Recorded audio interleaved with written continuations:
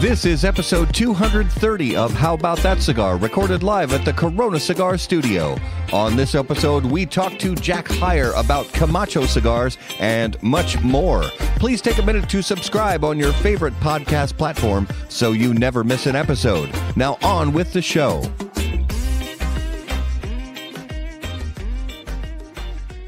Corona Cigar Company is your one-stop shop for all your cigar needs. Whether that's a brand new humidor, a box of those new cigars you've been waiting for, a top-of-the-line cutter or lighter, a place to enjoy the finest cigars and spirits with friends, or the only cigars grown right here in the Sunshine State, we've got you covered. Come visit one of our retail locations for the ultimate cigar experience. Visit us online at coronacigar.com. How about that cigar? How about that cigar? Ladies and gentlemen, welcome to the Corona Cigar Studios for episode 230 of How About That Cigar Live. Thank you so much for watching us live on Facebook, live on YouTube, live on X, live on Instagram, and live all over the places, in all of the places. Thank you guys for watching so much. And as you can see right now, click on all of the buttons. Click on the like button. Click on the subscribe button, especially the subscribe button. That means a whole heck of a lot to us. And of course, for our audio listeners, thank you so much for listening to How About That Cigar Live. When you drive down the road, when you work out, whatever it is you do, when you listen to your favorite audio podcasts, thank you so much for making How About That Cigar a part of it. Take just a moment, if you would, please. Share us out to your favorite Facebook cigar groups. Let us know in the comments what you are smoking and what you are drinking. And a quick note that I just thought about. So we're new to sharing or streaming live on Instagram. And we have learned that through various algorithms and technical things, you can comment live on Instagram from the Instagram app on your phone. But unfortunately, we can't see those comments. Mm-hmm. So if you want to be a part of the conversation, or if you have questions for our guest or questions for us during the show, and you want those questions seen, watch us on Facebook or YouTube. Or you can call Matt at 867-5309. Yes, I will answer. But I won't sound like myself. I'll have a higher pitched voice when I answer. Just go with it. Just go with it. When whoever answers the phone, just go with it. It's okay. I think Raul, we need to bring in our fantastic producer. Justy Smokes. How are you this evening, sir?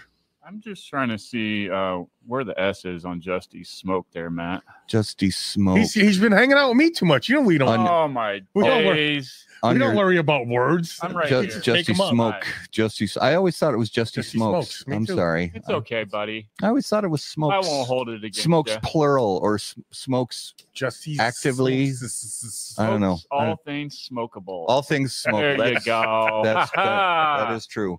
So I'm sad. I'm actually in a really good mood, but I'm sad because Saturday my Green Bay Packers lost. Did they? They did. Yeah, it was not as far as that goes. They played really well, and basically they had the game in the bag, and they did not play well at the end of the fourth quarter, and that's when you have to play the best, especially in a close game. Well, Well, listen, they did what I needed them to do. What was that? They beat Dallas. They beat Dallas. Okay. And then they helped me win a 5-pack of cigars. That's true, because Raul and I did have a bet for a 5-pack of cigars. So I gave Raul a nice 5-pack. Unfortunately, we were playing cards and he took 4 back. And I did, yeah. Virgil at Reds, I owe him 1 cigar because I made a bet for him with him for 1 cigar. So Virgil, if you're watching, I will have that cigar for you next time I'm at Reds Lounge. So playoffs or conference championships are set. We got Detroit versus San Francisco. Yep. Go Detroit, because NFC North, I got to represent NFC North, so I want Detroit. Plus, they've never won a Super Bowl. I want Detroit to win. They're not going to win this one, even if they beat the 49ers. There's a chance. I don't see anybody beating Baltimore. Baltimore and Kansas City. I don't see anybody beating them. I don't either, honestly. I think Baltimore's too good. Solid Well, I mean, all the around. news are already talking about the halftime show, and it's Baltimore and 49ers already, so it's already set. I mean, if you guys Didn't can't you read read the- into I saw that. Yeah. They let the script loose. It's one of those conspiracy theories. Yeah. Somebody left it on a shelf in an Right. airport bathroom, and Right. they're like, "Holy shit!" They left the script here. The Wild still suck. The Minnesota Wild. I'm so sorry for us hockey fans, but the Wild are. I mean, they won. I think they won a game last week. Is hockey still a thing this year? But it is still a thing. Oh, okay. But I'm honestly, congratulations to Fleury, our fantastic goalie, one of the best goalies of all time. He just tied. Actually, he's surpassed now, and he is now the NHL goalie with the second most wins in the history of the league. So congrats to him for that. That's a big milestone. Timberwolves still in first place, so they're doing okay. Yep. So I think sports wise, I'm gonna have to. And I got a little glass here. We don't want to talk sports anymore. Let me lift this up here. So That is a bourbon. this is a bourbon. So for those of you who don't know, we do a mystery whiskey that is from a mystery benefactor. So, and this whiskey is this week's mystery whiskey. It's a bourbon, and sure. let me give it a little smellage. The reason why I wanted to get off of sports Ooh. because all my teams suck, so we don't want to talk about all my. Sorry, this one is on the nose. This one's kind of funky. Funky. Yeah, I mean, there's a little sweetness there, but it's funky. It smells maybe like it's a little higher proof than maybe higher than 100. Wait, Matt Ty drinks bourbon? Matt Ty drinks Tony. Did I? So you must have drank all of his bourbon. There's a rumor that we were playing cards at Tony's place on Saturday night while we were watching the game, and there's a rumor that I was drinking whiskey at that card game. I can't confirm or deny. I can't see this. I don't whiskey. remember drinking any whiskey. Okay, then but it didn't happen. I don't really remember. Yeah, you don't remember playing the game probably. Much either, of yeah. no, not really. Okay. So yeah, this whiskey. There, honestly, I'm getting a little. Why is Raul cracking up? Raul's- What is going on I don't over think here? he could even speak. He's laughing so hard. Oh, Fill us in well, here. I'm missing. we out got on there. this. We got there, and everybody put their bottle of brandy out. Yeah. And someone there might have been pushing them to make sure that Matt Ty drank a little bit of everything. Oh, are we talking about this Tony guy? Huh? Because Matt Ty had a sober driver, so Oh, my plan was to have him bank off the garage when I dropped him off. So you're saying that it's possible, we can't confirm or deny, but it's possible that there was an arrangement made that I drink a lot of whiskey that night. No arrangement. There was like, give him more. Go ahead. He can have more. And then he did a bad thing, and you let me pour you a couple times. Yeah. You can't let the sober guy pour you. No, because those pours were healthy. They were heavy. Yeah. All right. So a little. I'm smelling kind of funkiness, like peatiness, almost scotchy, but not really scotchy. Like a lot of oak. Maybe it's gonna sound weird. Peaches. I thought you were gonna say Peaches. something else. No, I wasn't gonna say that. Whatever it is you were thinking, I wasn't gonna say that. I don't know. I think her name was Wendy. Never mind. Boy. Yeah, don't. Go We'll talk there. about that later. Yeah, Welcome to Jamaica. Nice to see you. Have a nice day. Have a nice day. Okay, so Okay. first taste. Sorry, guys. We're It's- off the rails already. First taste is very pleasant. Honestly, even a little bit more of that peach. It's got heat to it. It seems higher than 100 proof. Okay. Little bit of heat to it. Little peaches, oak, vanilla. It's good. I like it so far. So I'll keep drinking it and try to see if I can maybe decipher what this bourbon is. You might get this one. Really? Yeah. I'm not. I don't have a good track record. I think I've only gotten one. True. And that was help with Dax. From Dax. No, there was Oh. another one that I got. I don't remember which one it was. But let's get our guest on the show. I mean, we are going need to have to a guest do tonight, one right? little What? thing before What? that. Do we need to do something before that? What do we need to do before that? We need to do that little reading right there. This one right here. No, we're Well, yeah, gonna do one. we will. Yeah. Oh. I'm learning this thing slowly but surely. It's only been a couple months. That's all right. All right. That's all right. You're beautiful, baby. It's all good. All right. Let's get into our main segment of the evening and our special guests on How About That Cigar Live, brought to us by our friends at Drew Estate. Originally introduced in 2007, Chateau Real became, not long after the launch of that cigar, this cigar brand mysteriously disappeared, and the story became that only of folklore, legend, and even controversy. Now, Chateau Real makes a triumphant return exclusively at Drew Diplomat digital retailers, a luxurious blend crafted to highlight the cigar's Connecticut shade-forward flavor. Its balanced blend of well-aged Nicaraguan binder and filler tobaccos are wrapped in a beautiful Connecticut shade wrapper leaf. This cigar is available in Robusto, Toro, and Churchill only at Drew Diplomat online premium cigar retailers, presented in 20-count boxes. For more information, please visit drewestate.com. All right, ladies and gentlemen, watching live on Facebook, watching live on YouTube, join us, please. Put your hands together and welcome to episode 230 of How About That Cigar Live from Camacho Cigars. Jack Heyer, welcome to the show, brother. Happy to be here, guys. You know, I never thought I'd see the day when you texted me, hey, Jack, it was one of the best days of my life. I remember where I was exactly that moment. And here we are, you know.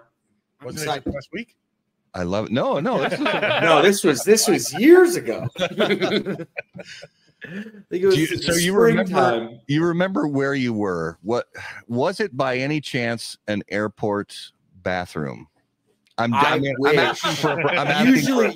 when I think about you, I am in the bathroom, but that's a totally different thing. That's a totally different thing. No, I understand. I mean, it's either going to be an airport bathroom or it's going to be like a stadium bathroom. So, one of the two. One of the two.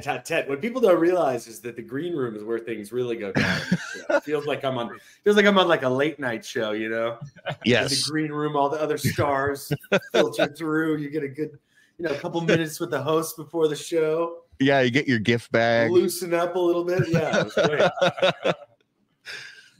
So Jack, if you would just briefly tell us where you're broadcasting from, and if you're enjoying a fine cigar with us, let us know what you're enjoying. I am broadcasting from my empty office / guest room in St. Petersburg, Florida, and I'm not smoking a cigar because I'm a loser, and I couldn't really figure out the lighting situation in my patio. So if I were going to smoke a cigar, I'd probably be smoking a Camacho.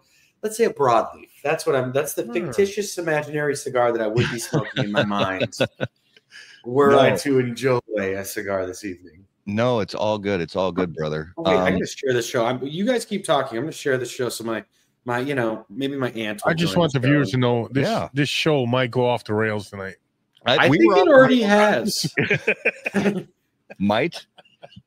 You mean it hasn't already? There.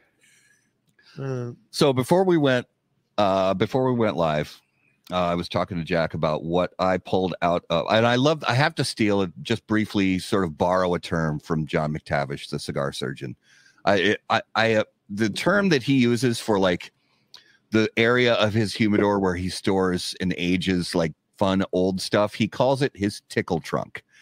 And I just love that term. So John, if I may just briefly borrow the term. So I went into, and this is the way John says it. I went into my tickle trunk and I grabbed the Camacho Brotherhood Series shell. Somebody's got a DSLR. Look at that box. From 2016. And if I'm not mistaken, the only cigar box in history with a compass. I think you might be right on that one. Yeah.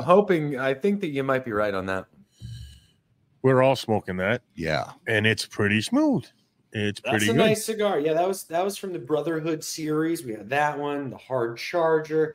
And that was kind of a line of limited editions that we released. You know, Camacho is a big-time American brand. We had the Liberty series for years, and that's kind of how it sold internationally.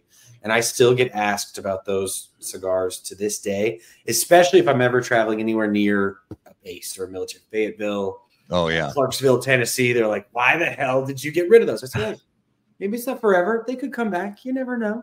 Yes. I would be happy, especially this one. The Shellback is just something about the blend hit me in all the right spots, and I've just always enjoyed this blend.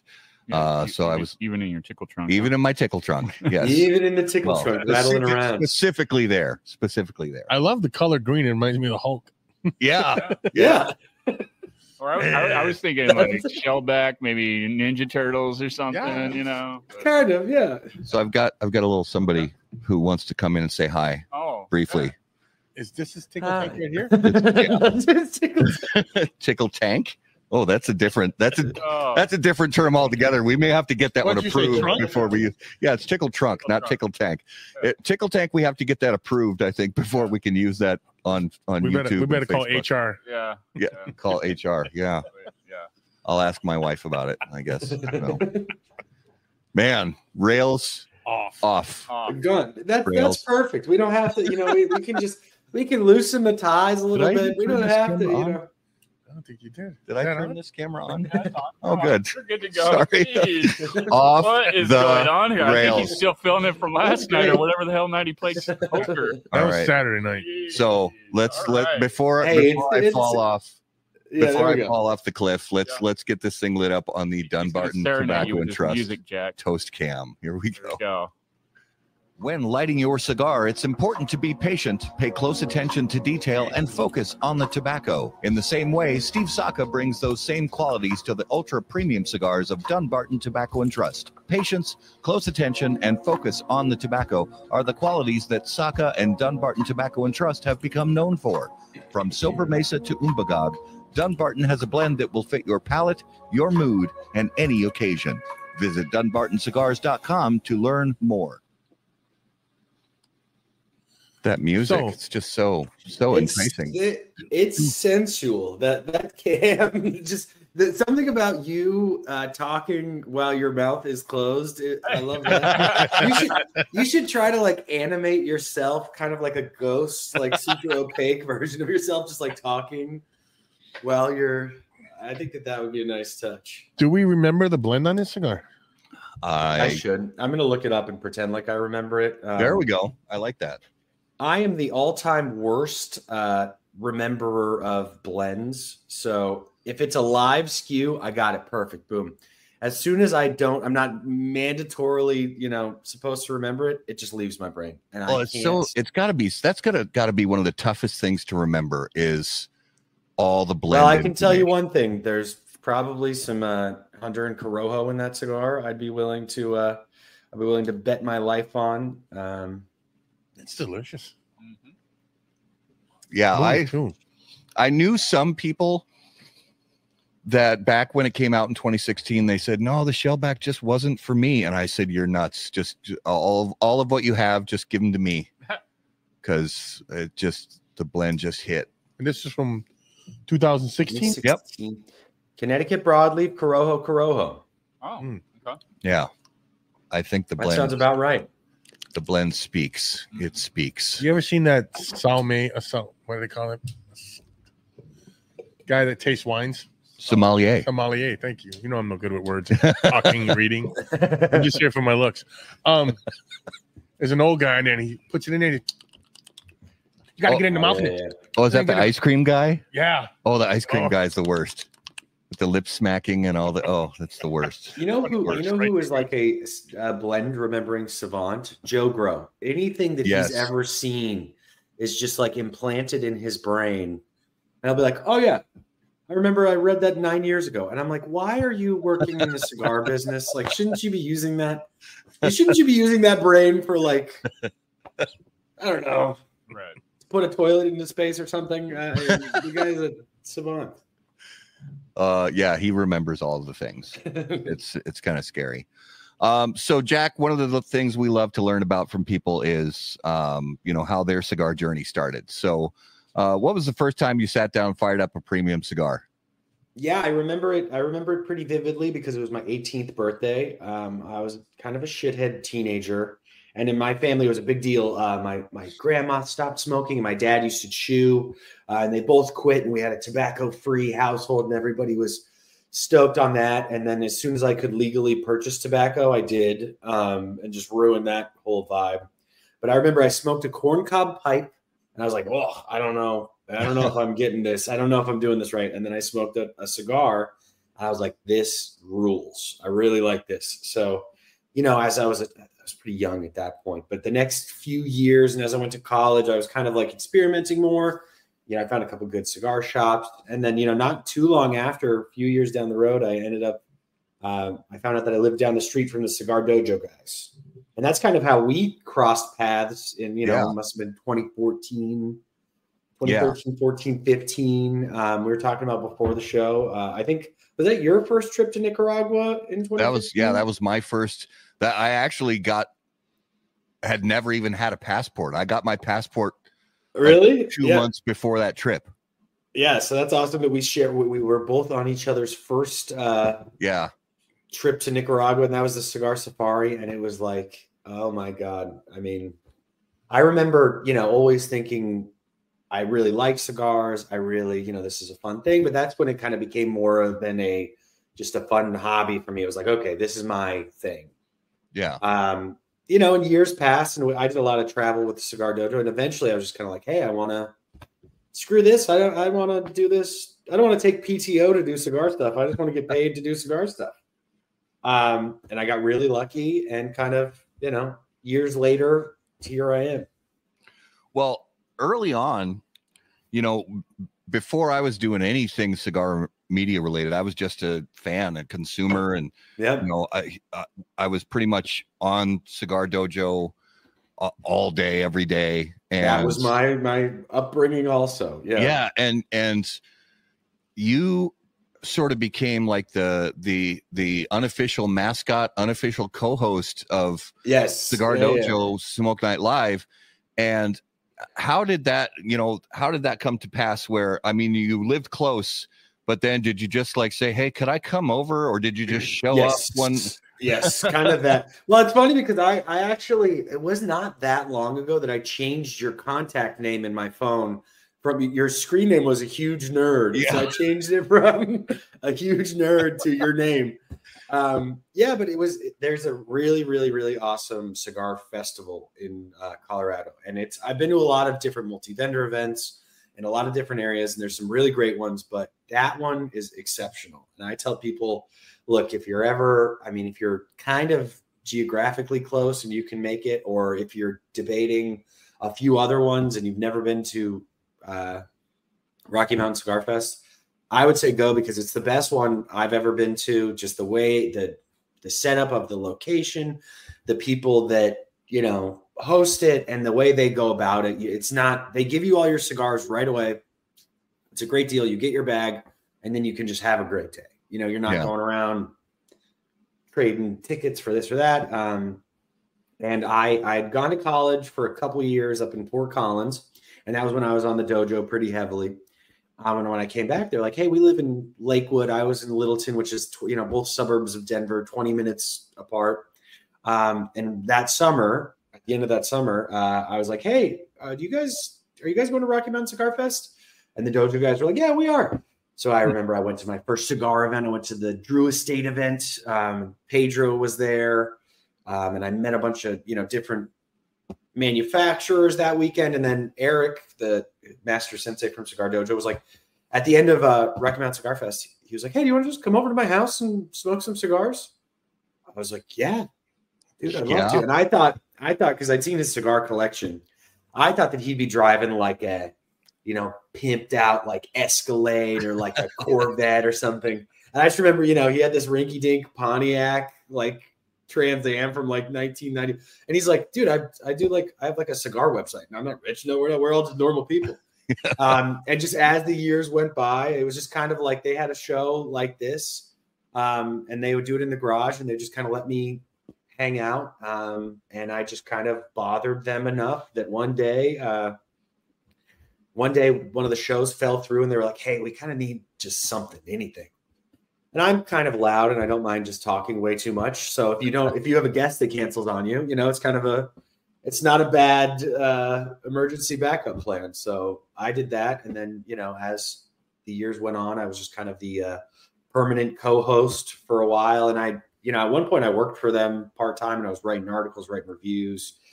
And I did that for long enough that I just kind of, without knowing it, without ever intentionally trying to like build my resume or like meet people, I was like, oh shit, I know like a ton of different manufacturers. I know a bunch of different people. And I just kind of reached out. And the second cigar job I got was just because I knew the Alec Bradley guys real well. Yeah. They were hiring a rep in the West Coast.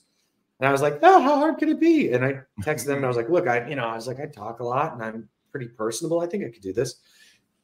It was a lot harder than I thought, but I moved out to California, and if anybody knows, your local rep, if you see him coming by on tour, those guys have a very interesting and very difficult job. And everybody says, oh, I would do anything to have your job. That would be amazing, until you look at, 150 nights on the road. Yeah, 150 nights on the road, 75,000 miles on your car, rinse, repeat.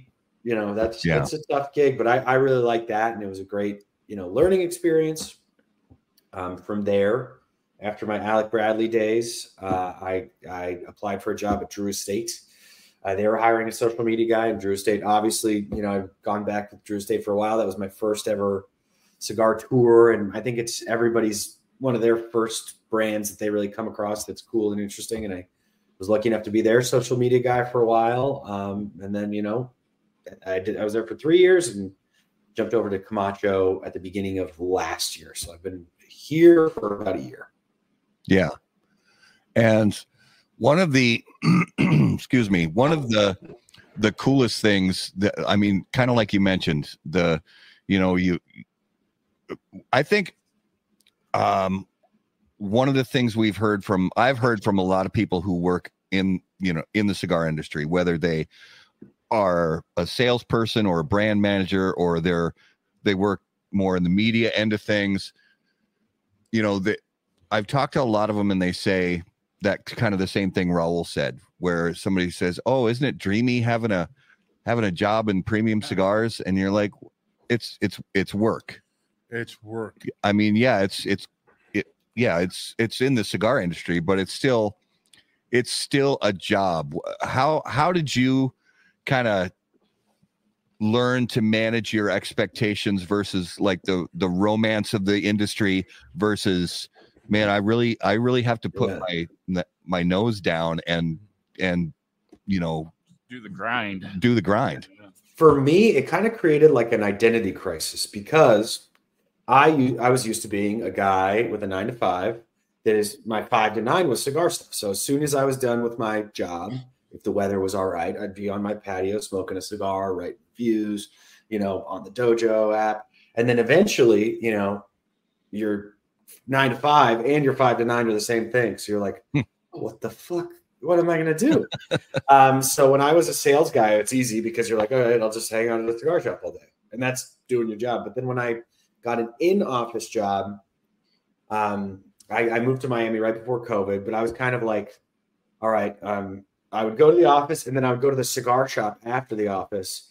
And then at one point I was like, shit, man, I gotta like meet women. Like I can't, this is never gonna happen. I was like, I have to like go outside and like talk to other people. Talk to people, yeah. I was like, oh God.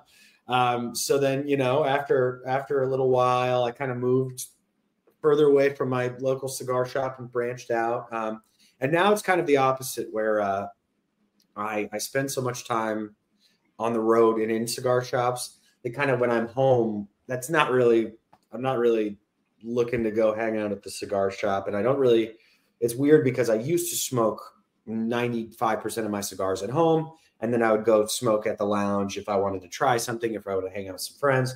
Now it's like the opposite, where I smoke like 95% of my cigars out on the road or at the office. And then when I get home, it's kind of like my detox from cigars. So it kind of created this weird paradigm, but I'm always rolling with the punches. Yeah. And if there's ever something I really want to smoke or I'm dying to try, I'm still smoking. So it is the best. And it's an interesting business because it can consume your whole life, because a lot of people just like doing this, Yeah. So it's kind of like it could very easily just be the only thing you do. So I'm trying to be a holistic, person that I have a fiance. So I try to go to the farmer's market and, do chick shit and, all that sort of stuff that I like also. So try to keep a balance. Yeah, balance. Which is, easier said than done. Oh, tell me about it. Tell me about it. Did you have something? I thought you. No, I was just agreeing with him. When you're on the road, everybody's like, "Oh, that's so cool! You get to smoke cigars all day long." Yeah, it's sleeping by yourself in the hotel. It's a lot of times in the car by yourself. Yeah, it starts to wear, and you hear some of these younger guys coming up and hitting the shops. Oh, I'm going to be a rep. I want to do this. I want to be a broker. You might want to just stay and enjoy your cigars. David's got a good question, and he may mean it in jest, but it is actually a good. When you sweat, does it smell like cigar smoke? My hair. Like it kind of doesn't always get 100% out, even with a good, and the suitcase. That's one thing they don't tell you about, because if you're on a trip and you have your smoky clothes and then you have more than one and you zip that up, you've created essentially a smoke bomb. It will then, but it's not too. My specific job, being a brand ambassador for a cigar company, it is the best. It is the dream job, because I get to do stuff like this. Is work for me. It doesn't really feel like work. It just feels like I'm hanging out with my buddies, talking shit, which is kind of what I would be doing. And when I am working, there's a lot of like prep and setup and airplanes, but it's not that bad. It's really a dream. What I do now, I don't know if I'll be able to do forever, in life, because it is a lot of time on the road, but it's the best. It's the dream. It's so great. I like to get this feedback from everybody, because we've been lucky enough to talk to a lot of different people in the cigar business and with different types of jobs, different roles. And one of the things, sort of the office space moment is, and I'll ask you, what would you say you do here? Meaning, like, take us through a day in the life, like, of an ambassador, of a brand ambassador, a brand activation manager, or you wake up in the morning and take us through that day for you. It's kind of like it depends on the time of year. It's cyclical.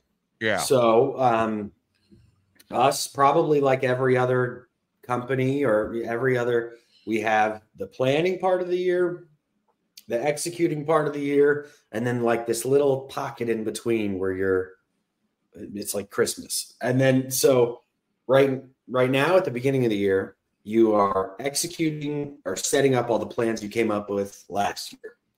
So at the beginning, first few months, really January is just kind of the setup. So you're setting the table, you're getting everything ready.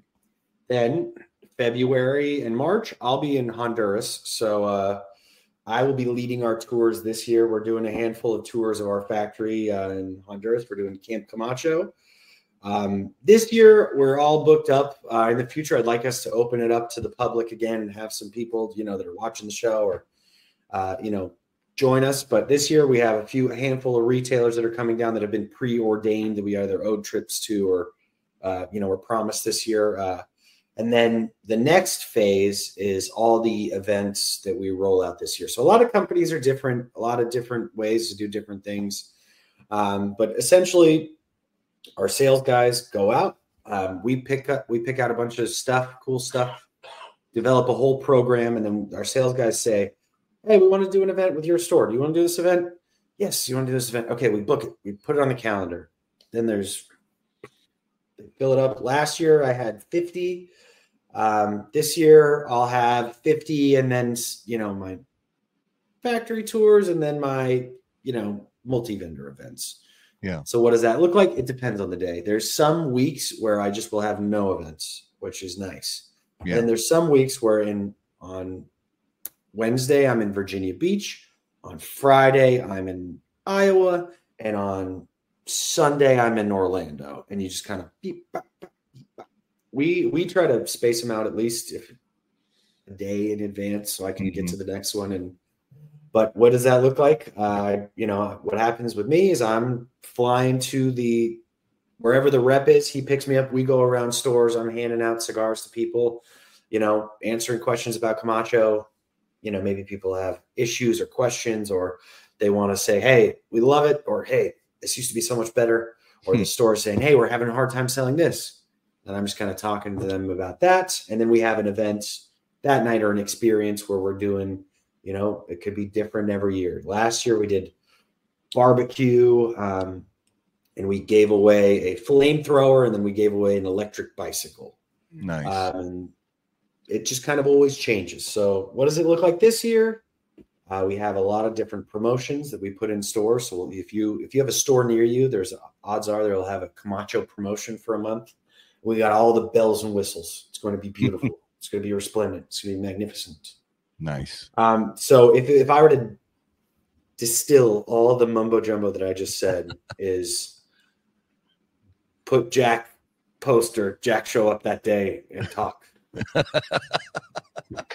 Well That's put. that. Well put. Do you have any events scheduled for Minnesota?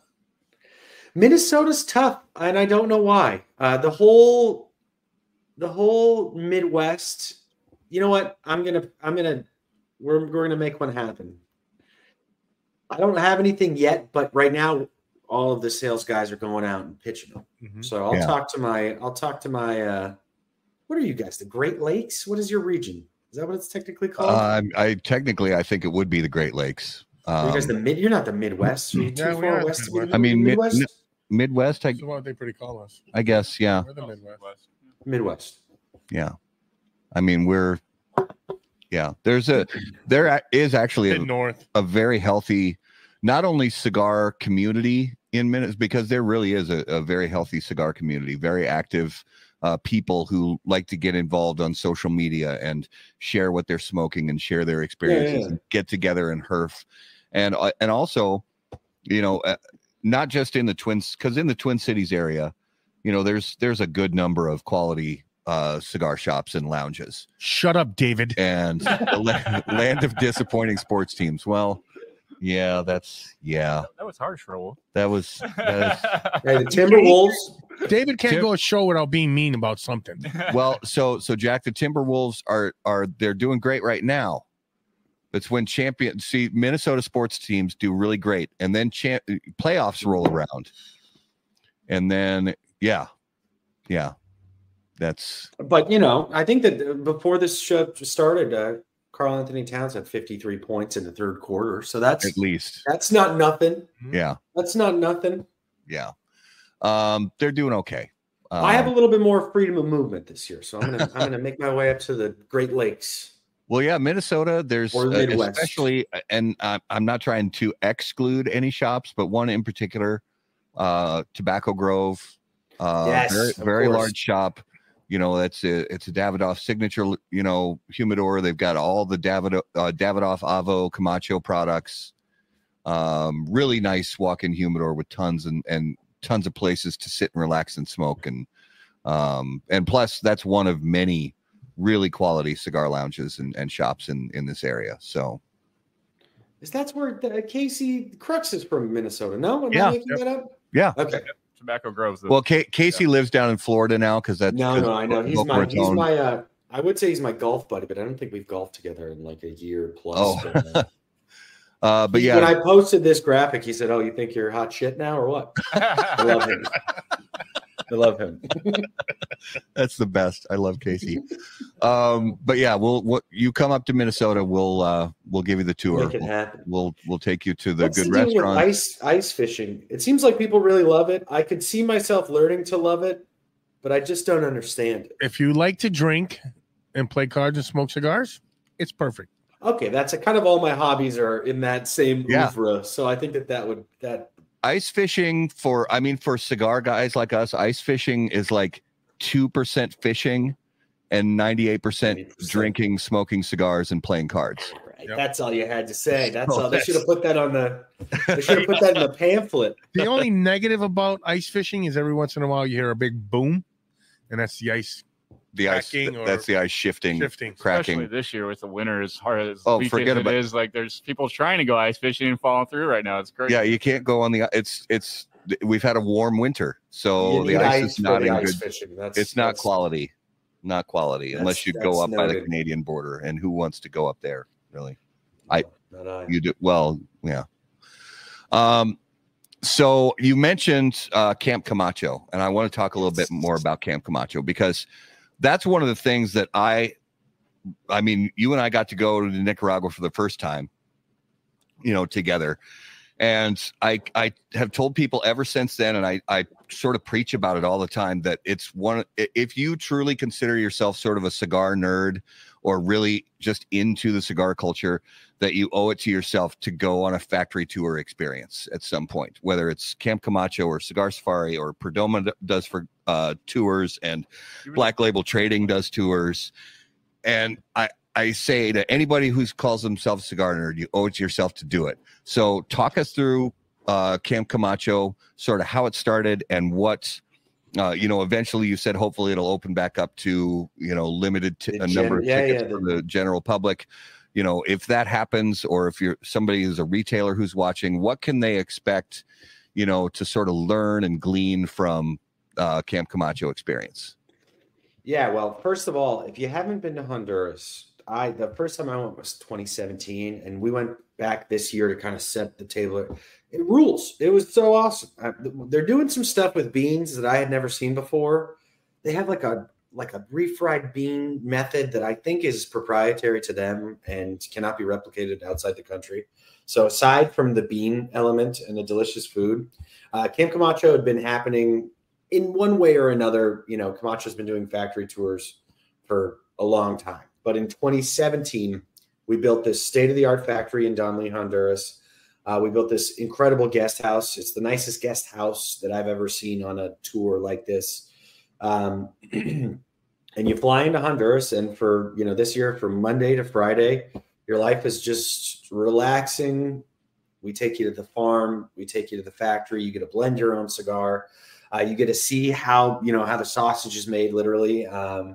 And we really focus on having just a badass time. Like there's a lot of learning, there's a lot of education, but where I think that our tour shines is, obviously you're going to get all the education and pictures and sightseeing you could possibly need, but we really excel in the interim, in the spaces in between, the lunches and the dinner and the post-dinner and the post-dinner activities. So that's kind of our calling card, is we know how to have a good time. Yeah. And, some of the most memorable parts of the trip are the parts you don't remember on a Camp Camacho. So this year, if your shop is a badass Camacho shop, or if the store that you go to, sells a lot of Camacho, ask the owner of your store, hey, they're doing this Camp Camacho, let's go down next year. And that's really how it works. We round up 10 guys from one shop, bring them all down, and the rest is history. It's so fun. And for me, as just a white guy from Littleton, Colorado, it is really an honor and kind of bizarre to look back and be like, okay, I'm leading the tours now. Yeah. And I'm willing to tell the infamous / not that secret story anymore of my I was kind of in a roundabout way from it, but if you don't want to, if you want, since a viewer brought it up, I mean, we're sort of obligated, it's so I want to hear this is you guys are gonna lose your shit. In 2017, I was working for Cigar Dojo, and Camacho, long before I worked for them, they said, hey, we want you guys to come down to our factory. We just finished. We've taken a guy around, but we haven't done a tour. So it was us 4 guys, and they're like, we kind of want you guys to be our guinea pigs and kind of see, we want to test out the system. So the first night, I was overserved by myself. And I wake up the next day at breakfast, I'm just like, and Scott Colasaire, who still works Davidoff, was like, do you remember all the shit you were saying last night? I was like, oh, I am sorry. He's like, no, it was hilarious. He said, you did promise us, though, that you were going to get a Camacho tattoo. He's like, are you still in? I was like, you know what? I was like, I don't know if this is last night talking, but I think I'm in. They're like, all right, well, we're going to find a tattoo artist in Donley, Honduras. Like, I was like, it's just got to be a good one. I don't want some budget. Be clean, So they found a guy, and they're like, look, and he had done some, some decent stuff before. I was like, all right, let's do it. And they're like, all right, he's coming tomorrow. Like, last chance to back out. I said, okay, I have some terms. I was like, I want a first-class flight back. You guys are paying for the tattoo, and I want a shitload of cigars. And then I said, and I also want, if I show the tattoo off, I get entry to any Davidoff board meeting. And they were like, nice. all right. They're like, done. Deal's done. What I didn't know at the time is all the board meetings happen in Switzerland. So, that one was, I think I should have done a little bit of research on that one. So, the day comes, we did a live show from Honduras, and there's a guy that walks in with a top hat. He kind of looked like T-Pain. And he said, I don't speak any English, in pretty decent English. We're like, he's like, no, seriously, I only speak that last sentence. And then this one describing it. And he really didn't speak any English. And he stole all of our cigars, and I got a scorpion tattoo. Now, that part of the story, if I just left it there, it would be a pretty decent story. We need to know where it's at. Butt cheek, left or right? It's worse. Sometimes. None of the above. Raul doesn't know. You're not going to believe this. Oh, boy. Oh, you're going to show it? Oh, I fixed a scorpion trap there. And I'm actually wearing Charlie Brown Christmas sweats. I didn't think that those were going to make an appearance on the show. So I got, and this is, when you're listening to me tell my cigar career, if you did a quick timeline in your head, I got the tattoo in 2017, and then I got a job with Alec Bradley, and then I got a job with Drew Estate. So people are like, "Oh, why would you leave Drew Estate? It sounds amazing." It's like, well, I already got the fucking tattoo. I needed the Camacho job. It's a volunteer gig. I'm not even getting paid for this. Oh goodness! Yeah, I actually watched that live. I remember when Eric started streaming that on Facebook, and I'm watching it live, and I honestly, as I'm watching it, I'm like, this is a bit. They're making this. This is not really happening. I had my roommates at the time kicked my door in when I got home because they thought that I was faking it. They thought that I had elaborately. The funny thing is like years later, I was trying to get people to take me a little more seriously, and I was like, Eric, can you delete not delete all of it, but I was like, can you delete some of the stuff? He's like, I'll delete whatever you want, man. But the word's out. The gig is up. And now, boom, we're all the way back. Oh, that's Alex Weghorn. Shout out Alex Weghorn. He's our Davidoff brand ambassador. Oh, and nice. Believe it or not, he also has a scorpion tattoo. Not the same, very different. Where you have to get a scorpion tattoo to be a brand ambassador at Davidoff. Actually, it's a new rule. Well, I mean, honestly, it's almost like Providence or Kismet. It's like you get the scorpion tattoo, and it's just a handful of years later, you're working for Camacho. I mean, that's why I call it failing upwards, because it's like only me could get a tattoo above my ass that would give me health insurance years later. It's only something that could happen to me. That's kind of why I need to hang on to this gig for at least a while, because it's permanent. Well, one of the things that I want to check in on too is because we talked about We're Smoking the Shellback, which is from the Brotherhood series. No, go ahead. Get up to the mic so we can hear you. I still am not over the tramp tattoo. I usually don't get. Raul is mesmerized because Raul's got a lot of ink, but he does not have a scorpion tramp stamp. Not a lot of us. You speechless for a couple minutes. That's fucking remarkable. It's absolutely insane that really did happen. I tried to start a Facebook group of straight dudes with ironic tramp stamps a few years back, but did not get a lot of entrance. It was just me waiting for my brothers. Oh, do you have any other tattoos besides that? I have a tattoo. I have a tattoo of a cross on my breast that I got before that, and I started what I called Operation Beer Fridge after the tramp stamp. And Operation Beer Fridge was a very sophisticated operation in which I paid thousands of dollars for just random tattoos to be placed on my back. So now it looks like the scorpion tramp stamp just happens to be another one. Okay. So I have a bunch of other tattoos that are actually very nicely done. And this was all Operation Beer Fridge was in an effort to get chicks. Because I just had the tramp stamp. When you just have tramp stamp, that's kind of tough. When you have several, it's like, oh, just ran out of. Here's a badass dude that just ran out of room. Yeah. A couple things that I messed up. I was supposed to also get jacked at the time. That one didn't really follow through with that one. So, and then I met my fiance during this and just kind of gave up on the whole. I was like, I'm never lifting a weight again or getting another tattoo. Who cares? Job's done. Mission success. All right, so I just can't help myself, and I'm sorry, Jack. I gotta get personal here. How do you broach that conversation with your new girlfriend? This by actually, the way, you're eventually going to is see me with my shirt off, so we got to talk about something. This is actually a question that I get asked a lot, which is it's you would think you have to decide early on. You're like, okay. You're like, how do they think I'm funny? Because if they don't, the whole thing's probably gonna fall. And then you're like, sometimes it's kind of like a chicken or an egg. It's like, okay, do we think I'm taking my shirt off at any moment? Which, hey, awesome. But so then you kind of gotta like pick the right time. It's kind of like ice fishing. You gotta make sure you have the right level of thickness to the ice, and you gotta be patient. And then I usually say, like, hey, do you have any tattoos, or do you ever, follow through with dares? Because I have a really funny story. And then there has been times where it's kind of like it's fallen on deaf ears, where you're like, oh shit. All right, that didn't really work out. And then, David has a good point. He said, what is she doing behind you anyways? You could try that method where it's just dark and you just try to kind of like use shadows of light and see how long you can make it before you.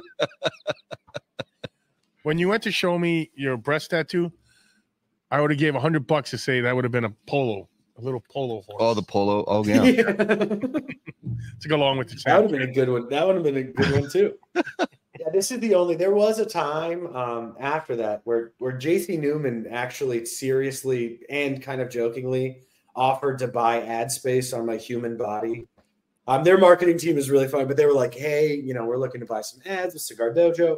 What is that? Like, what does Jack getting a tattoo look like? And I was like, I don't know if I have an answer yet, and I don't know if I want to go down that route. Yeah. Because it could get out of hand quickly. So, now I have a new rule. Just no more tattoos in third world countries. So yeah. That eliminates a lot of the factory tattoo drunken things. So think my goal for this season of Camp Camacho is to find a Scorp brother. And if they get a tramp stamp, my God, that would be incredible. But I'm not going to, for liability reasons, I'd like everybody to be in a clear mind space. And yes. So sober, clean and aware. And when they make the decision, at least that's what I always say. People say, Yeah. "Oh, were you totally hammered?" I said, when I made the decision, when I came up with the idea, and when I got the actual tattoo, I was pretty lit. But when I made the decision, I was of sound mind. Well, sound as I can. And just for David and Jason, my back's already full. I can't get a scorpion tattoo. Okay. On me. So they were asked. Perfect. See, that's a better plan too. Just already. What about your butt cheeks? My butt cheeks are. Never mind. Okay. We almost got an all-time sound bit. We almost got the you could have ended the show forever right there. Yeah. Oh. All right. That's the one time I stopped my mouth from running. That was a good one. We're making progress. That soundbite is going to end up in a video in the future, just so you know. My butt cheeks are, and then a pause. It's just going to, yeah. Oh boy. We're going to have Off fun the with rails. that one. Off the rails. I wonder what I can do to get a HBTC tat, Dak says. Oh, that's a good I'll give you a box of question. cigars. You're going to do better. I don't even have a how No, about I that told cigar tattoo. Dax, I'll give you a box of cigars. I'll give you But 20 my cigars. wife and I were talking about this because Amy and I are going to get matching. It's funny, we've been married for many, many years and we've never gotten matching tattoos. But we're talking, and I think that's going to happen soon. How about that? How about that cigar tattoos? Yeah, she's going to get how about that cigar, or she'll get burned cigars, and I'll get not bridges. And then when we're not together, people will be like, "What the fuck does that even?" even mean? I guess. I mean, I guess burn cigars sort of makes sense. That's a statement. Not bridges is like a question. That's an incomplete statement. That but no, we're gonna get a tattoo, and then I talked to her. I said I think I probably also want to get how about that cigar tattoo, but there we go. Next poker night, we're gonna know what you're gonna do. A brand, just make it easier. Just there you go. Right in there. No, those don't feel good. I'm not doing that. You have one of those? No. Okay. No, not yet. Who knows? No. I got a few guys in the job from fraternities. I got them. And oh yeah. Well, I'm so sorry I went off the rails. I was talking about the Brotherhood series and some of the other stuff from years past. And so the Brotherhood series I thought was a lot of fun and really cool. And I really do hope that someday, we see some more from that. But there's one other cigar that I have to ask about. And I'm sorry, Jack, because I know this was long before your tenure with the company, but this cigar still holds a special place in my heart. And if anybody knows where I can buy some of these, please let me know, because I will pay probably pretty handsomely for them. This cigar was the Camacho Blackout. The Camacho. You know what? This was like 2013. I just saw some. I forget where. I'll keep an eye out for you. I actually might know somebody that has them. But the Camacho Blackout, that was right around, so in Camacho lore and Camacho history, Camacho, founded in the 60s, 1962, it says on a lot of our stuff, infamous since 1962. There was a guy named, I'm going to call him Simon Camacho. I'm pretty sure it was pronounced Simon Camacho, but I'm a white guy, so I don't want to screw it up in case I'm wrong. But he was making a lot of cigars in Miami. In the 90s, the Aroa family acquires Camacho, makes a lot of stuff in Honduras. That kind of flavor becomes famous. And then in 2008, Davidoff purchases Camacho. So Camacho's rolling strong. And in 2013, a pretty seismic decision was made to change the entire look of Camacho. And to this day, a lot of people say, it used to taste different. But whenever you change a band or whenever you change a box, it doesn't matter if everything's always the same forever. It's very polarizing. What the hell? And in 2013, one of the cigars that came out along with that full rebrand was the Blackout.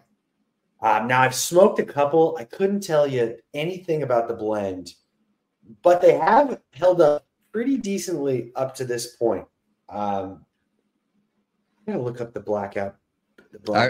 I just remember it being a powerhouse. It had that classic Camacho flavor, where it was powerful. It was deep. It was rich. It was intense. It had it was black writing and design over a dark gray band. So you could almost barely read it, but it just looked so badass and tasted fantastic. Yeah, I smoked one for the first time this year, and one thing that surprises me about our cigars, because one thing people really like to do is give me cigars from 2004 or 2000 and shop owners. I think it's really cool to be able to try that old stuff. And a lot of the times in my experience, if you get longer than it just depends, 5, 6, 7, 8, 9, anywhere in that range, you kind of, for me at least, I lose a lot of what it was intended to be.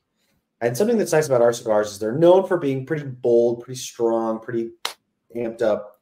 And they maintain that for a long time, long afterwards. And I've smoked some diplomas from a zillion years ago. I've smoked a little bit of everything. And it's that I don't know if it's something with Honduran cigars or something with the Corojo, but it lends itself decently well to aging for 5, 6, 7, 8, 9, 10, 15, 20 years.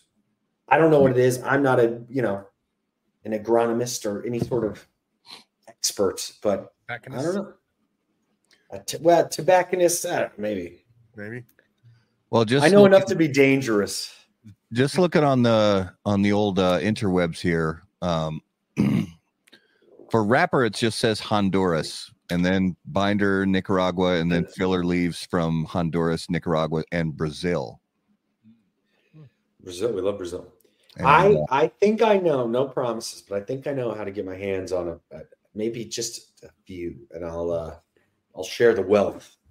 I appreciate that. That's and those, and it's fun too, because it's got to be fun for a company knowing that you have some brands that aren't active anymore, that are sort of, they're available if you wanted to resurrect a brand, if you wanted to say, look, that was a fun project back in the day, and I really think that would speak to our customers again today. That's got to be, I mean, does that happen on a semi-regular basis throughout the year? Yeah, well, we're owned. Camacho's owned by Davidoff. I mean, if you look at some of the Davidoff limited editions from this last year, some of the releases from last year, a lot of those are kind of like that, where you just go back in the Wayback Machine and you find a really cool blend that you haven't done in a while, and you pop it back out. For Camacho, this year is the least SKUs that we've had in a long, long time. So we really narrowed it down because it's difficult. Our rebrand was 10 years ago, so it's not new enough to be new. And then we had a lot of limited editions that are kind of like, you got to find the right balance. So what we decided to do is just go back to the basics, let people try our core lines. And you do have a lot of those stuff. And it's a difficult position to be in sometimes, because when you release something on a limited basis, if somebody loves it, that's great, sells out quick. But then you kind of are left with are you bringing that back? We've had some hits throughout the years. I mean, the Distillery series, American Barrel Aged, Nicaraguan Barrel Aged, people really like those. The Criollo, people really liked.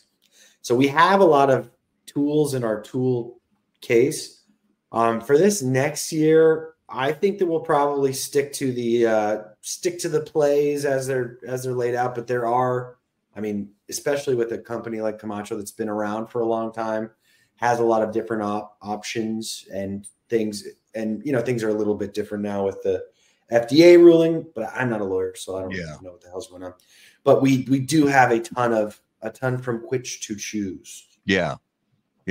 Well, and also this year, or within this last year, the big push was the Camacho broadleaf, and that really was a different, because a lot of cigar consumers, a lot of cigar nerds like us, we hear broadleaf and a very specific kind of thing comes into our heads, but this is kind of a reimagining of broadleaf being from a country and a region that we're not really used to. So talk us through a little bit about the and there's one. The broadleaf was fascinating for me for many reasons. When I think broadleaf, I think Connecticut.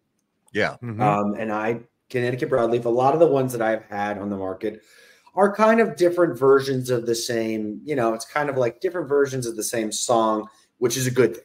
They all taste very full bodied, I get a little peppery, this and that. So when I started Camacho, hey, we're coming out with a broadleaf this year. I don't have samples right now, but you'll try some samples later.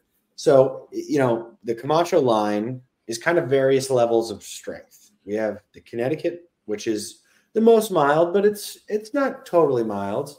We have the Ecuador, which is the next tick up, Nicaragua, medium plus. And then we have some ass kickers in the Corojo, the Triple Maduro.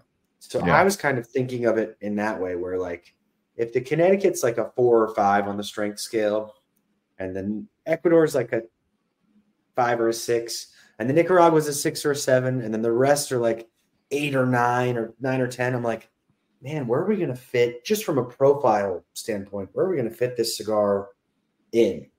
Because it's kind of nice to have something that, you don't want to rob Peter to pay Paul. You don't want to have a cigar that, and I didn't even know at the time that it was not going to be a Connecticut broadleaf. I just heard broadleaf and assumed, like a lot of people probably, that it was going to be a Connecticut broadleaf. Mm-hmm.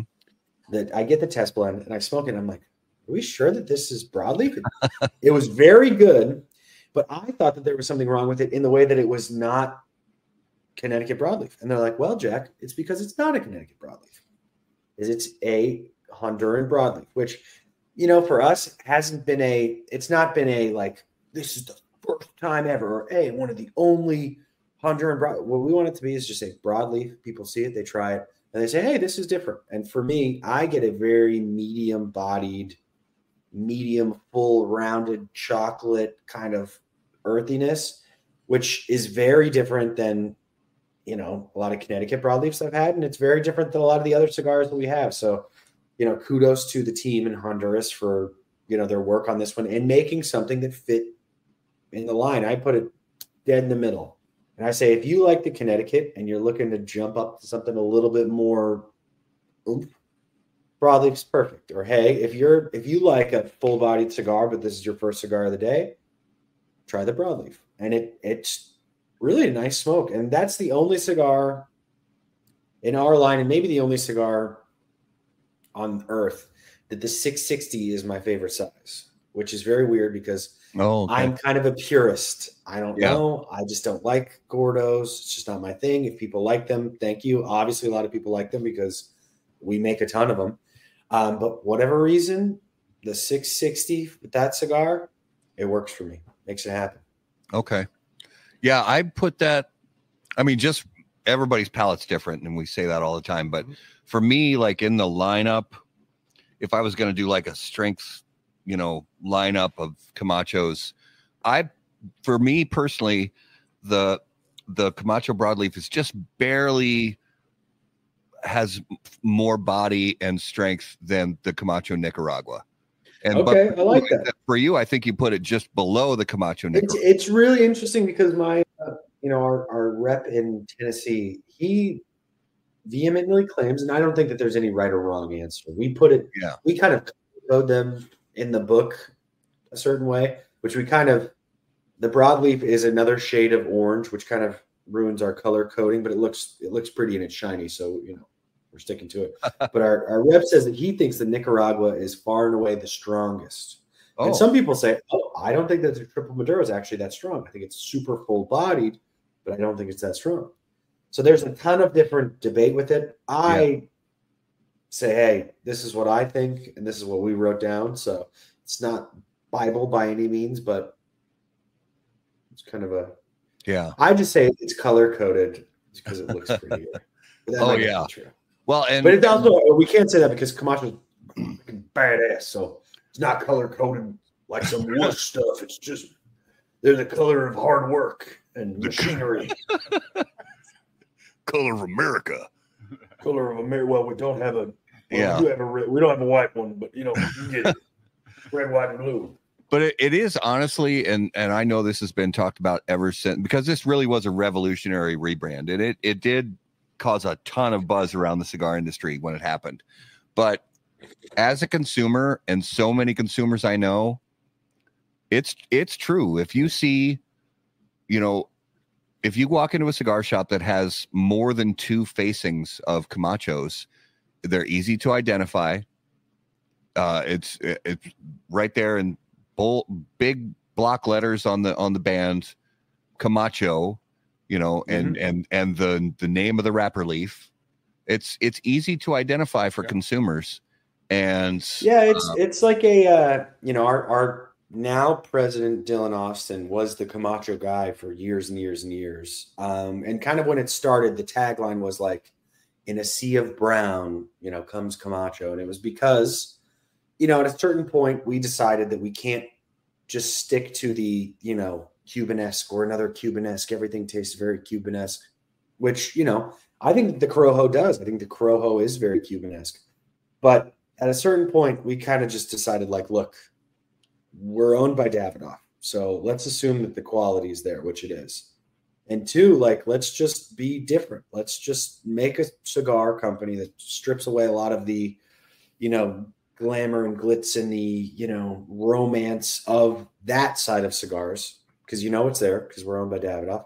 And let's just make some badass cigars and just smoke them. So, when we say that it's like Camacho's like Davidoff's like rich son, it's like my dad's rich. Screw you. I'm, stealing your car and going to a party.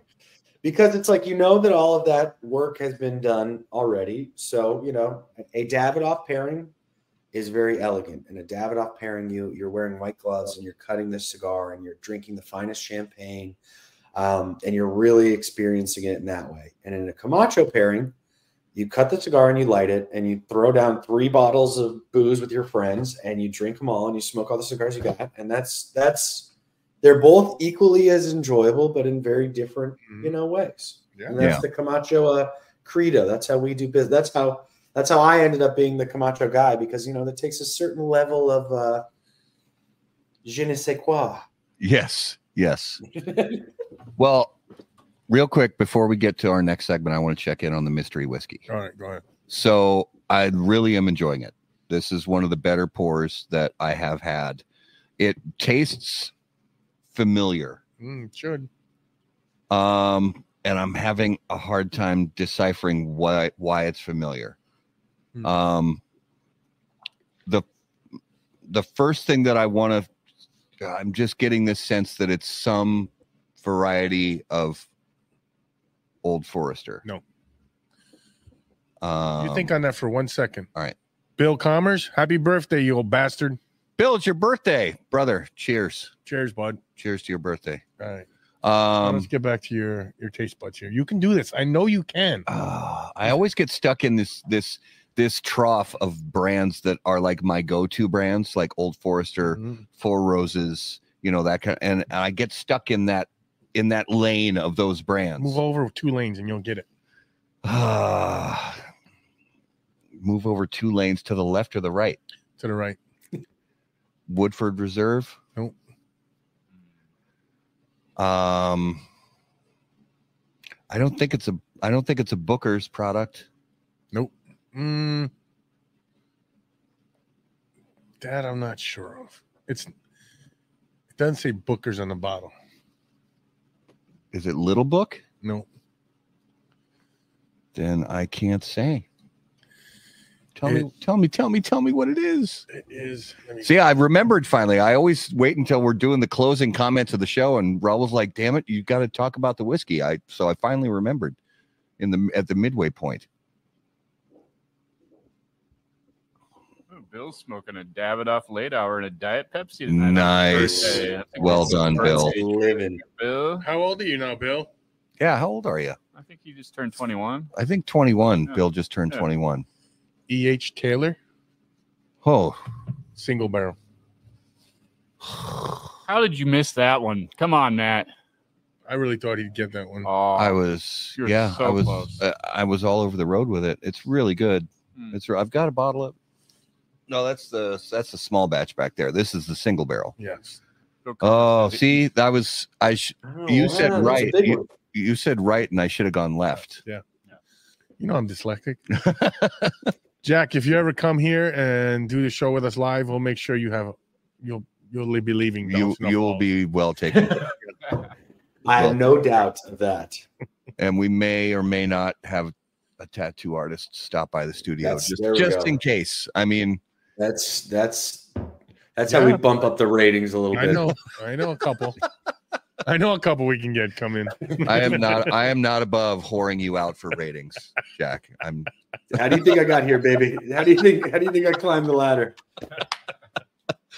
Well, the shame ladder. Hey, it's better than a shame spiral. Shame. I've had both. Yeah, I prefer the previous. So, I think it's time. All right, guys. It is now time for this week's Numero de los Muertos.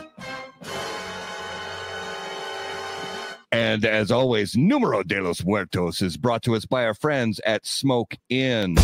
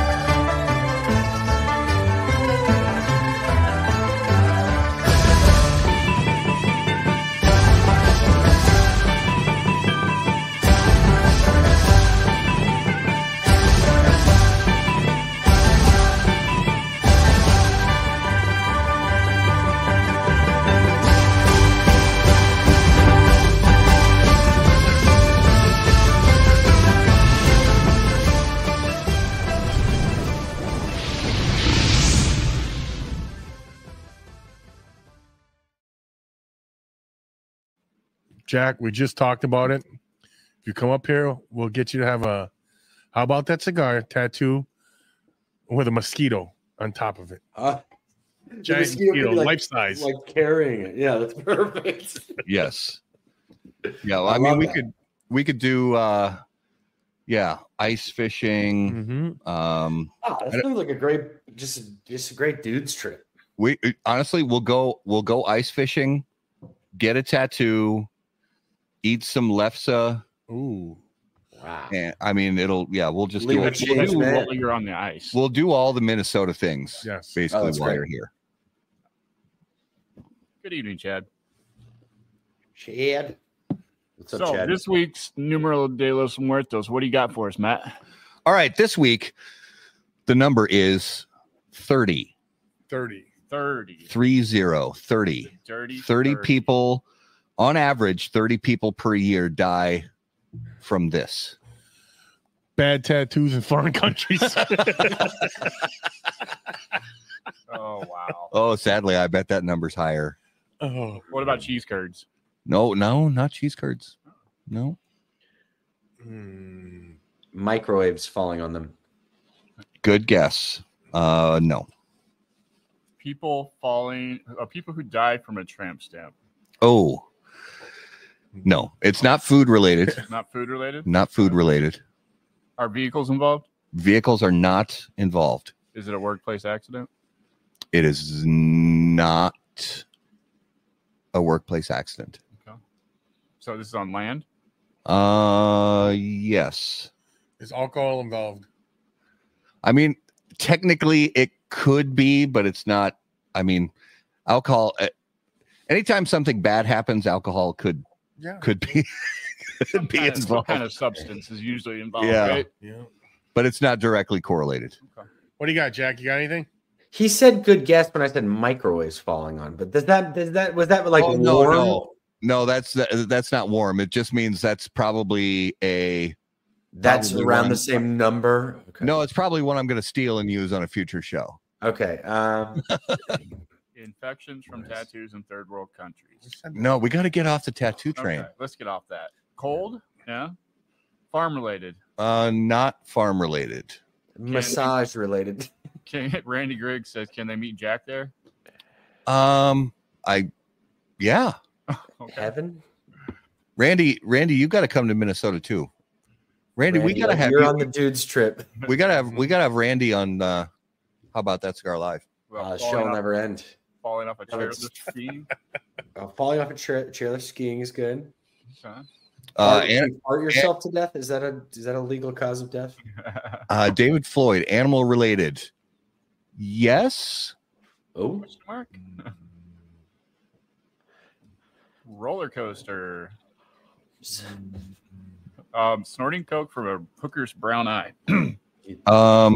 he died doing what he loved. He died doing. Yeah, okay. Mosquitoes. No, way more people die of mosquito bites. Yeah.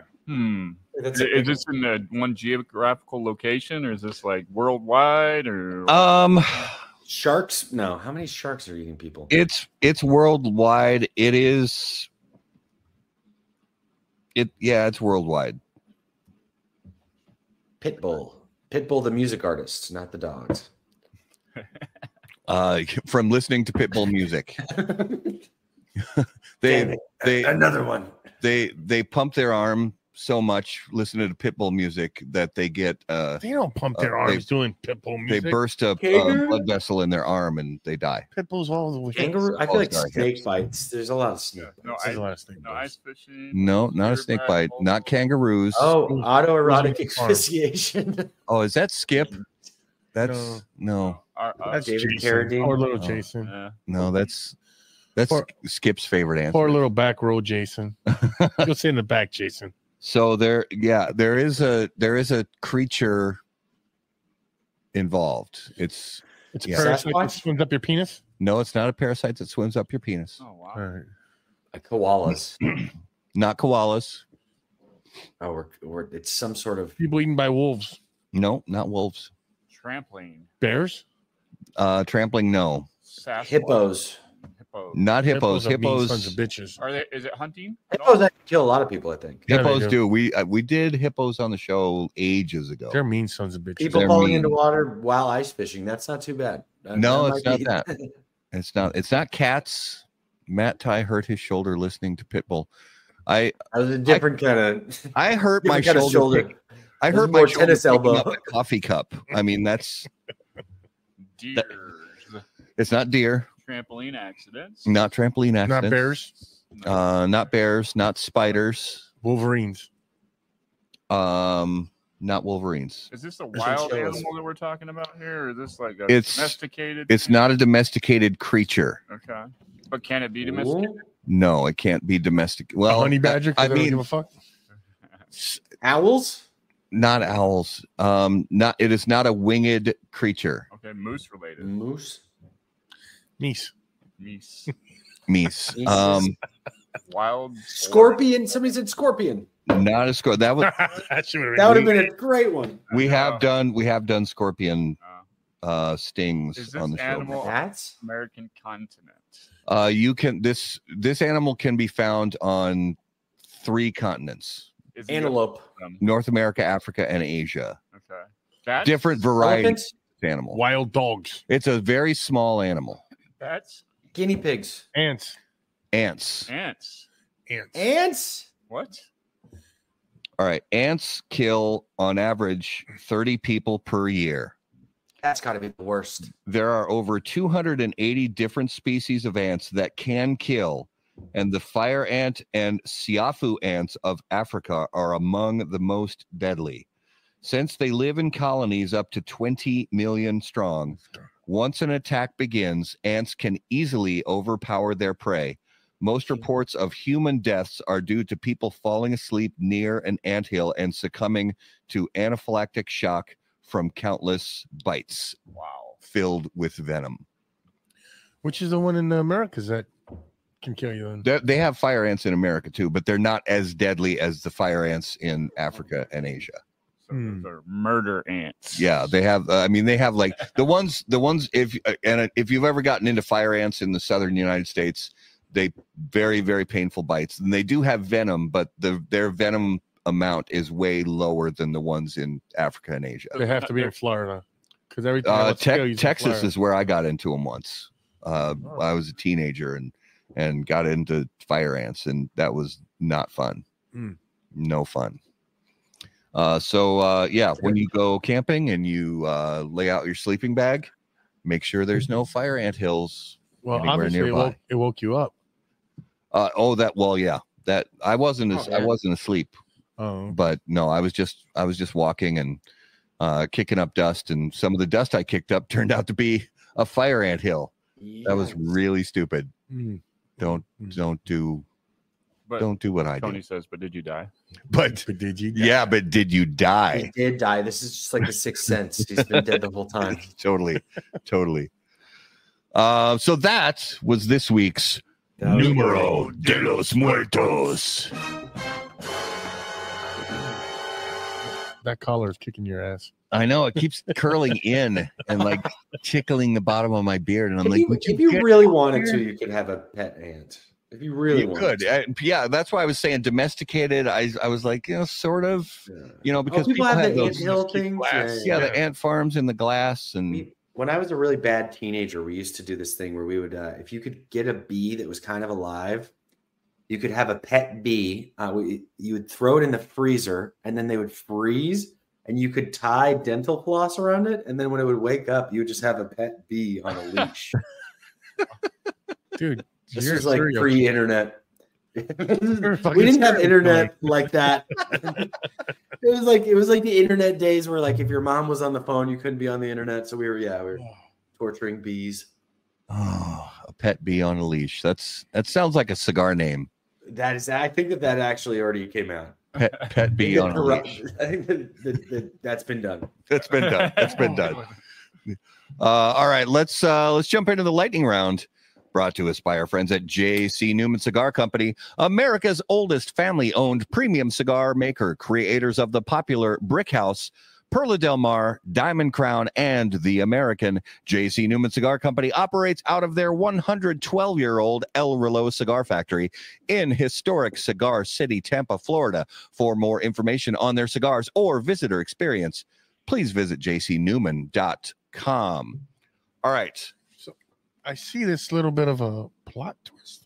So that's we do that sometimes to mix it up instead of the lightning round. Well, But he's never been on the show. So since it's Jack's first visit on the show, you get the OG lightning round questions, Jack. All right. Perfect. I haven't noticed that. So if you could hear the thoughts of one living person for 10 minutes, who would it be and why?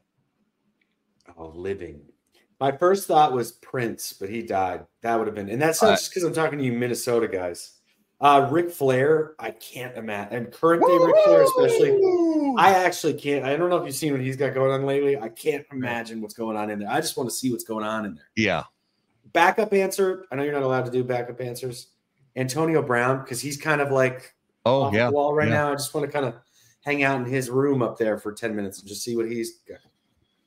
Yeah, it's the ones that are just ever so slightly off the rails.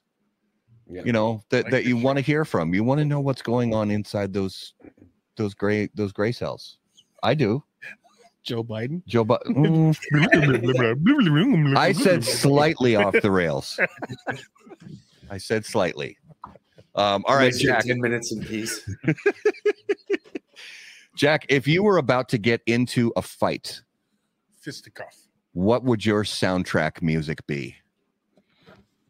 Danger Zone. Highway to the Danger Zone. But I would for sure lose the fight. So it would probably be, my second answer is always better than my first answer. Well, you could do Danger Zone, but you know how on Jimmy Fallon he'll play like popular songs on little kids like schoolroom instruments. It would be Highway to the Danger Zone played on a little kid's like school xylophone for your fight scene. That would the be song for the person that's about to beat me up. Like, hey man, here, hope you get out whatever you need to get out. I'm sorry, I'm not your dad, man. You can keep going. I'll hold your head right there. All right, Justin. You know the one. This one. Okay. All right, Jack, you ready? The zombies are coming. You get 3 people to be part of your zombie apocalypse survival squad from the cigar industry. Who do you pick and why? Okay, I'm trying to think who are like the biggest like gun guys.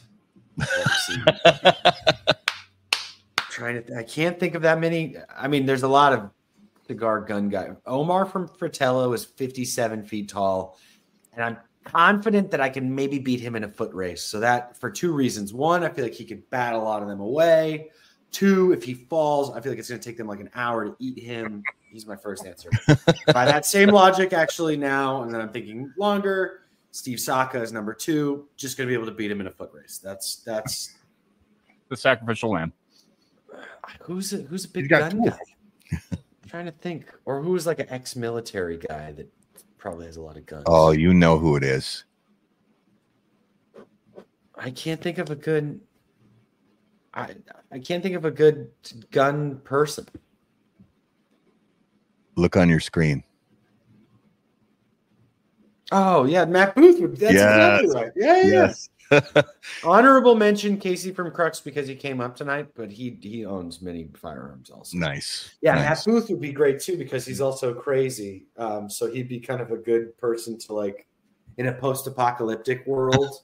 You kind of want somebody that's a little, a couple screws loose to kind of, Well, and somebody we had on, I can't remember who it was, but somebody was like, Boofy would just seduce the zombies.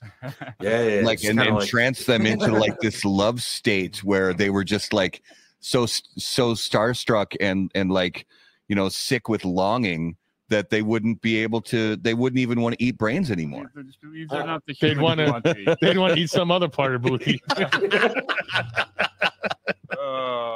And we're not going to go there, but the art yeah, exactly.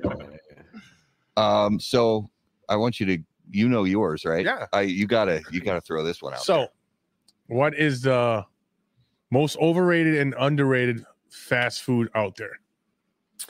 Not because I think it's bad, but these are a good answer. I lived in California for a year. The most overrated is In-N-Out. In-N-Out is very good still, but it's just too highly rated. If you're waiting in line for hours to try any fast food, you're wrong.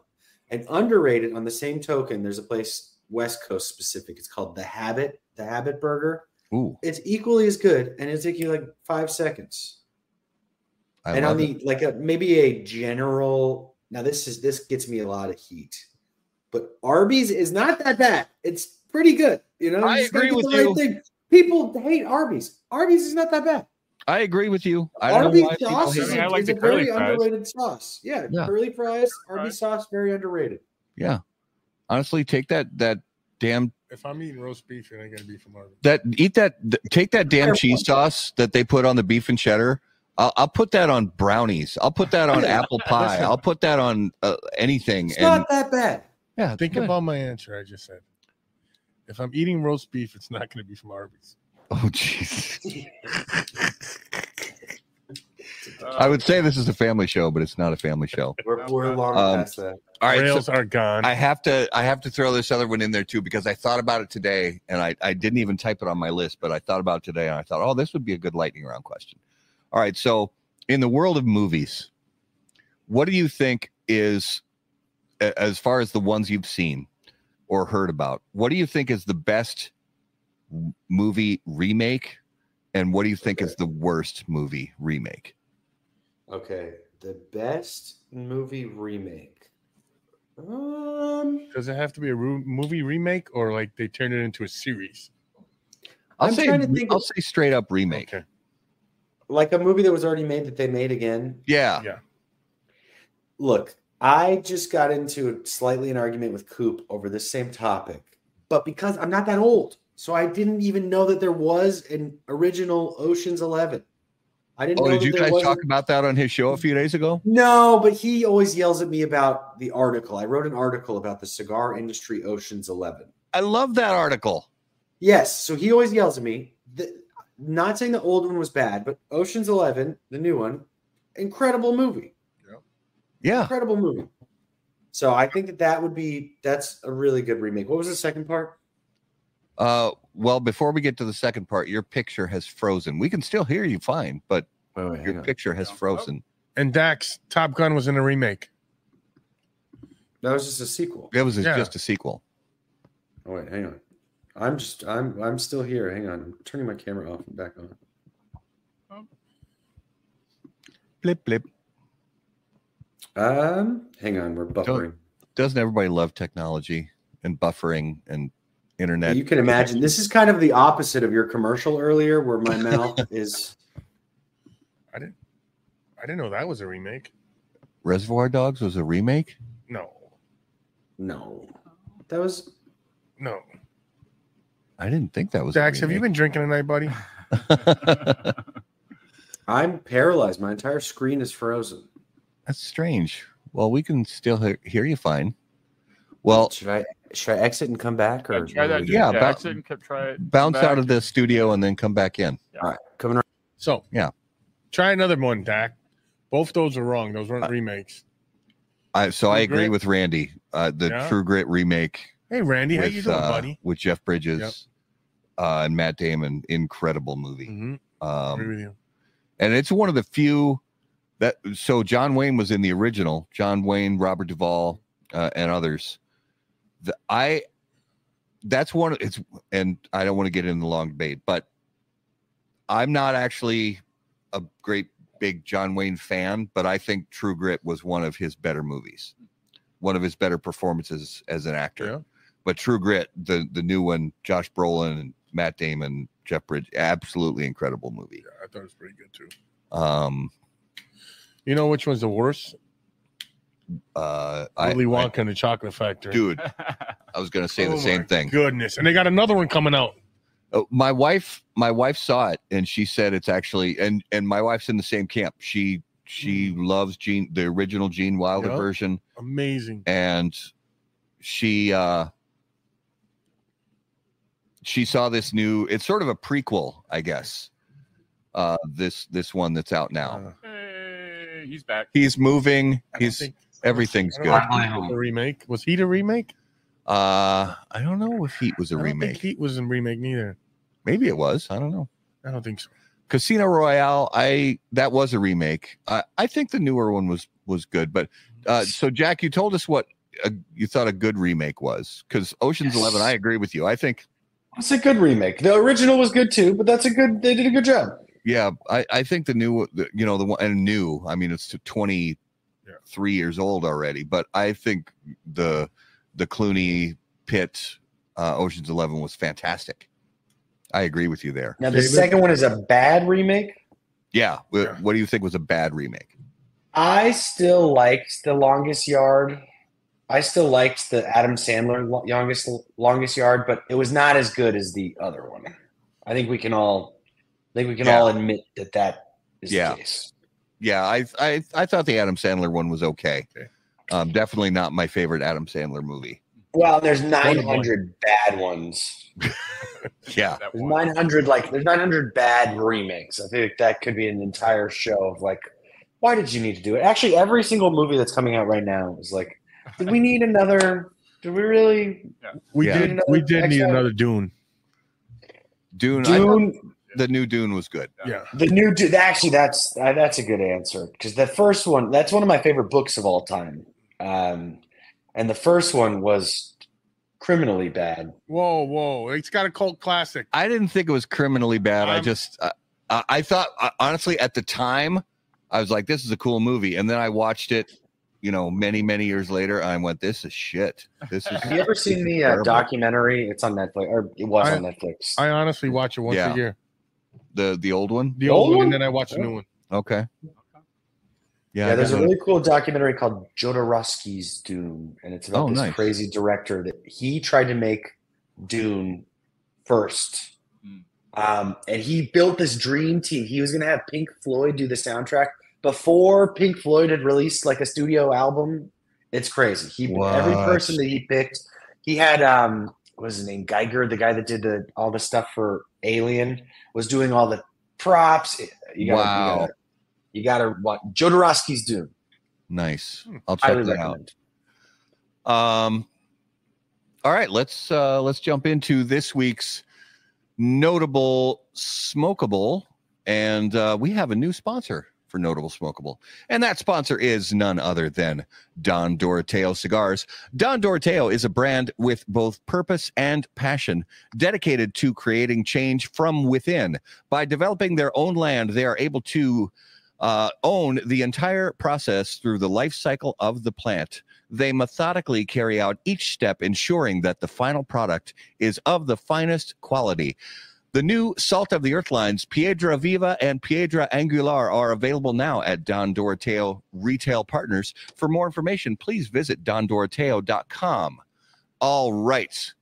Notable Smokable. So, Jack, each week, all of us name a cigar on the show that we've smoked recently that was notable to us. Now, this could be a cigar that's been on the market for decades that we tried for the first time in a very long time, or a cigar that's brand new to the market that we smoked for the first time ever.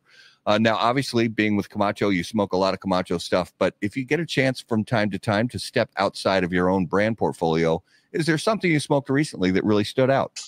Well, I was talking to you guys before the show. Today I smoked the Winston Churchill Late Hour Petite Panatella, which is a big, long bunch of words, but it's a brand new tin, which is Winston Churchill Late Hour, but in a tiny little, walkabout format. And the Late Hour is a killer cigar, but that, I mean, just having it in like a little 15, 20, 30 minute, Yes. Unreal. So good. Absolutely. Justin, what was a notable for you this week? This week I was at my fiance's her dad's 72nd birthday party on Saturday. So nice. Smoke a couple good cigars with him and celebrate. So it was the one that stood out that night was the Crown Heads La Vereda. Oh yeah, nice. Try that one. That was a solid stick from Crown Heads. I'll have to try another one or two of those again. Yeah, very cool. Raul. Well, I was going to say the cigar that you were going to say. You can still if you want to. But honestly, I got to go with the Shellback. This is pretty damn good. I'm glad you guys like it. Justin, what do you think of it? I'm already done with it, but I loved it. It was good. Yeah, good flavor. Yeah, I mean, being from, what is that, 7-8 years old now? They've aged really well. They still got plenty of. It's solid. I mean, got some pop. Got some pop to them. Yeah. I really like this. Yeah. Nice. Thank you. I appreciate it. Well, I mean, yeah, I'm loving that cigar on the show right now. But on Saturday, we went to Smolder. Yeah. Down in St. Peter, Minnesota, before we went to a card game where I may or may not have had some whiskey. But I got the new SBC 22 from Postania Cigars, surrounded by champions. It was a nice blend. I'll be honest, the first inch or so of the cigar, I was thinking, I don't know what's happening here. This is weird. I don't think this works. And then all of a sudden, it just everything opened up, and all the flavors and aromas just started lining up just in the right spots. I really like the blend a lot, and it's got that super cool neon, colors on the band, kind of like the green, not unlike this, but really nice cigar from Postania. For my notable this week. And that we will be having a review coming out on that soon. Yeah, there's going to be a review coming to How About That Cigar not too long from now. So that was this week's Notable Smokables.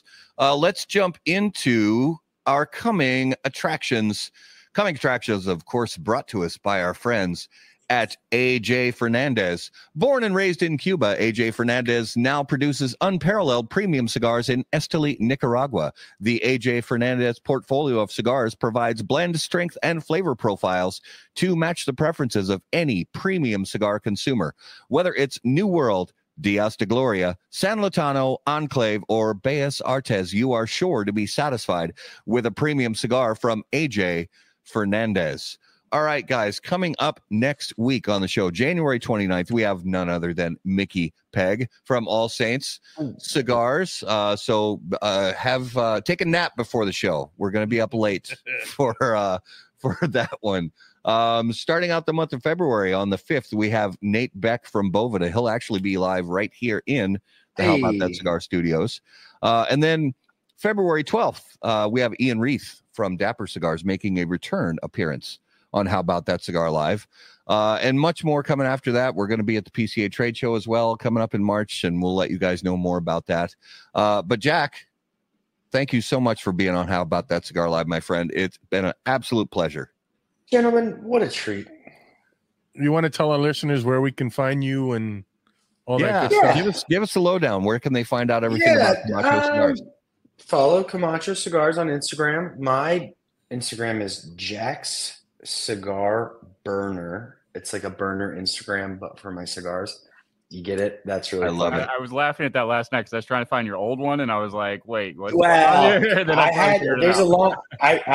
had in 2012. I got the Instagram for @Cigar Journal, just the word Cigar Journal. Wow! And I was like, "That's great," because at the time I was like, "This is my cigar journal," and everybody that I've worked for has been like, yeah, well, you can't use that because there's a magazine with that same name. So come up with something else. I was like, damn it. So one of these days, I'm still, still squatting on that intellectual property. But yeah, go to your cigar shop, smoke some Camacho, and we're gonna have a lot of different promotions and really cool stuff this year. So keep an eye out. You'll see it. Nice. Well, thank you, brother, for being on the show. We appreciate it and had a blast with you as always. And if we don't see you in Minnesota soon, hopefully we'll see you. Yeah, we got to plan our fishing trip, so I'm on it. I'll work on it. All right, thank you, brother. Take it easy, brother. For all our viewers and listeners, guys, thank you for being the best part of How About That Cigar Live. We really appreciate you watching and listening live on Facebook, YouTube, Twitter, X, whatever it's called today, and Instagram. And one more. That's it. TikTok. TikTok's not live. We don't. No TikTok. That's not live. No, they're working on it. They're working on it. All right. You have those. I'm just seeing in the future, and we'll get it. Yeah, have your people call our people, and we'll get it worked out. Yeah, we'll get it worked out. Guys, we really appreciate watching. If you have any questions for us, you can email any of us at the website, howaboutthatcigar.com. Find us on all your favorite social media platform at HBT Cigar. And when you're on those social media platforms, it helps us out so much if you take just a second and click on the like button and the subscribe button. It really does mean a lot to us. And of course, if you listen to How About That Cigar on your favorite audio podcast platform, that means the absolute world to us. Thank you for giving us your time. Thank you to all our sponsors, all our viewers. And you know what it means, guys. We have just loved bringing the show to you, and we're going to keep doing it. For Raul and Justin and myself, and for our special guest, Jack Heyer from Davidoff Cigars, thank you guys so much for watching. And of course, until we see you next time, burn cigars, not bridges. See you guys. Any comments, opinions, viewpoints, or statements presented or uttered by guests on the HBTC podcast, HBTC live video streams, and all other media from HBT Media LLC are solely those of the individual and do not necessarily represent the opinions or viewpoints of How About That Cigar or its parent company, HBT Media LLC, any of our advertising partners, or the premium cigar industry. The primary purpose of How About That Cigar is to entertain and to encourage activity and growth within the community of people who enjoy or want to learn about the enjoyment of premium cigars.